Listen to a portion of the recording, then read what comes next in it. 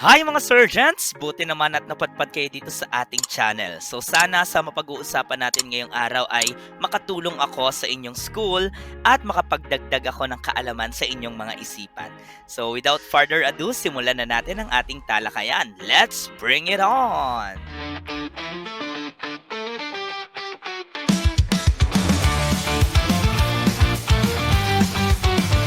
Ang mundo ng numero parang bituin sa langit. Nagkikislapan at may sariling awit. Mga simbolo, mga bilang, mga hugis na makulay. Sa dulo ng kwento, mahika ang taglay. Kumukit ng linya, ikonekta bawat dulo. Ang bawat numero, may lihim na kwento. Magsaya, magsaya, sa mundo ng matematika. May kwento, may tanong, at sagot na mahiwaga. Bilangin ang bituin, bumulong sa hangin. Umawit, sumayaw, sabay-sabay na humiyaw. Bilangin ang bituin, bumulong sa hangin. Umawit, sumayaw, sabay-sabay na humiyaw. Hawak mo ang beat, hawak mo ang gabi sa bawat galaw. Ayan. So, hi guys! So, ngayon ay magpapatuloy na tayo sa ating introduction natin probability. So, last time ay napag-usapan natin yung sample space. Pag sinabing sample space, ito yung lahat-lahat ng pwedeng maging outcome ng isang experiment. Okay? Ngayon, ang pag-uusapan naman natin ay event. Ano ba pagka sinabi nating event? So, ang sample space, ang kanyang shortcut ay S. Ito ay E, ang tawag natin dito.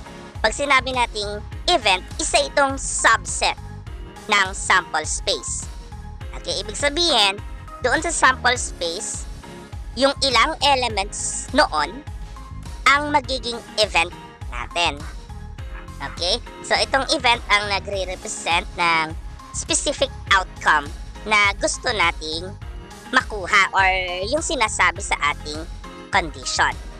Okay. So, paano yun? Halimbawa ito. In rolling a die, so we will roll a die, ano daw yung mga possible na outcomes kung saan odd numbers ang lalabas? So, sa ating question, mapapansin natin may dalawang parts yan. Yung unang part is yung ating object na minamanipulate, kung saan yan yung magsasabi sa atin ano yung sample space or yung buong outcome na or buong possible outcome na maaaring lumabas doon sa experiment. So, ang experiment natin is rolling a die and it will give us our sample space. If we roll a die, alin man sa mga ito ang possible lumabas? So, 1 to 6, tama? And that is our sample space for this question. Ngayon, ano yung second part? Makikita natin sa second part yung tinatawag nating condition na sinasabi. Ibig sabihin, ito lang yung gusto ko. Sa lahat ng result na possible lumabas sa rolling a die, odd number lang yung gusto ko. So, ano-ano yung mga possible na odd number na pwedeng lumabas when I roll a die? And this is what we call the event. So, ibig sabihin, sa lahat ng elements within the sample space, kukunin lang natin dyan yung nagpa-follow ng condition na binibigay natin. At ang condition na binigay natin is odd numbers. Ano-ano ba ang odd numbers sa 1, 2, 3, 4, 5, 6? So, ang mga odd numbers natin dyan ay 1, 3, and 5. Which means that is my event. Which means, in rolling a die, ang lahat ng possible outcomes na odd numbers ay 1, 3, and 5. So, ayan sa ating question, may dalawang parts tayong tinitingnan. The first part is yung nagsasabi ng ating buong sample space, and the second part is yung condition na ating kailangang hanapin in order for us to find the event. Okay, isa pa tayong sample. So, dito nakalagay, in choosing a color in a rainbow, list all the possible outcomes that are primary colors. So, ano yung ating dalawang parts dyan? Ang unang part ay yung choosing a color in a rainbow. It is our sample space. So, kung meron tayong rainbow, ano-ano ba yung sample space natin dyan? So, ang sample space natin is the red, orange, yellow, green, blue, indigo, and violet. Now, ano yung magiging event natin? Tingnan natin yung condition na sinasabi sa ating problem.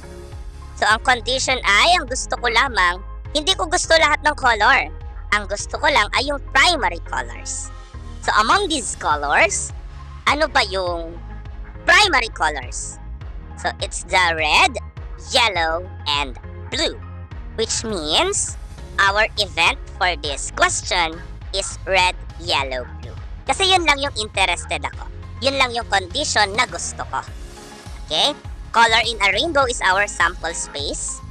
And event is the one na nagko-comply doon sa condition na sinabi. Okay, ibig sabihin, yun lang yung interested tayo. Now, pwede rin yung mangyari pagka more than one yung ating object, yung ating manipulatives. Halimbawa, ito, nagtotoss tayo ng 3 coins. So, 3 ang manipulatives natin dito. Which is tossing 3 coins. So, sa tossing 3 coins, dyan manggagaling yung sample space. Ano-ano ba yung mga possible lumabas pag nag-toss ako ng 3 coins? So, these are all the possible outcomes. May 8 possible outcomes tayo from head, head, head to tail, tail, tail. So, yan yung aking buong sample space. Ngayon, ang gusto kong malaman is, among these elements ng sample space, ang condition na gusto ko ay yung may dalawang heads lang. Alin sa mga elements na ito yung may exactly 2 heads? So, we have the head, head, tail, head, and the tail, head, head. Which means may 3 elements lang yung aking events. Kasi yun lang yung nag-satisfy sa condition. Okay? Isa pa tayong sample, yung medyo mas challenging. Halimbawa, in rolling 2 dice, list all the possible outcomes with the sum of greater than 8. So, ang sample space natin is manggagaling sa pagro-roll natin ng 2 dice. So, ano na ba pwedeng lumabas pag nag-roll tayo ng 2 dice? So, it could be 1-1, 1-2, 1-3, 5-4, 5-5, 5-6, 6-4, 6-5, 6-6. May 36 tayong possible outcome dyan. At ito yung mga yon. Okay? From 1-1 to 6-6. 36 possible outcomes. Yan ang ating sample space. Pero ang condition na naandito is yung may sum na greater than 8. Ibig sabihin, interested lang ako sa outcome kung saan mas malaki sa 8 yung result. Alin ba sa mga outcomes natin sa sample space yung may sum na greater than 8? So, we need to plus yung value ng 2 dice. So, yung 1-1 is equivalent to 2. Yung 1-2 is equivalent to 3 kasi pinag-plus. Yung 2-1, edi 2 plus 1 equals 3. Sa 3-6 is 3 plus 6 equals 9. And so on. So, yan yung mga sum ng lahat na 36 results natin. And, ang condition is greater than 8 dapat yung sum. Doon lang ako interested. Yun lang yung kailangan ko sa aking event. Alin-alin dito yung may sum na greater than 8. Pag sinabing greater than 8, mas malaki sa 8. Therefore, hindi kasama yung 8 mismo. Dapat mas malaki sa kanya. Which is, in this case, from 9 above. Alin yung mga elements ng sample space na merong sum na 9 and above? So, ito yung may mga sum na 9 pataas. Therefore, ang elements ng aking event is 3-6, 4-5, 4-6, 5-4, 5-5, 5-6, 6-3, 6-4, 6-5, 6-6. So, ganun lang yung pag-ano natin ng event. Pag-sasagot ng event. So, again, hindi mo naman kailangan ilista lahat talaga ng sample space para makuha yung event. Especially pagka madali naman siyang i-mental, So, pwede na halimbawa, ito, 36 outcomes to. Very time-consuming yung pagsulat pa ng sample space. So, pwedeng i-direct mo ng sagutan yung event. Unless, of course, bibigyan ng score yung sagot na sample space. Kung bibigyan ng score, syempre, required mo siyang isulat. Kung hindi, pwedeng idiretso mo na sa event. Isipin mo na lang siya. Although, risky yon, lalo na sa mga nakakalitong mga bagay. Gaya nito, nakakalito kasi ito pagka hindi mo kita. So, maaaring may kulang kang element or may labis kang element dun sa event. Which is, ibig sabihin, mali na yung sagot mo. So, again, safer way, isusulat mo pa rin yung sample space kahit hindi siya nire-required para mas makita mo yung event na tamang sagot. Okay?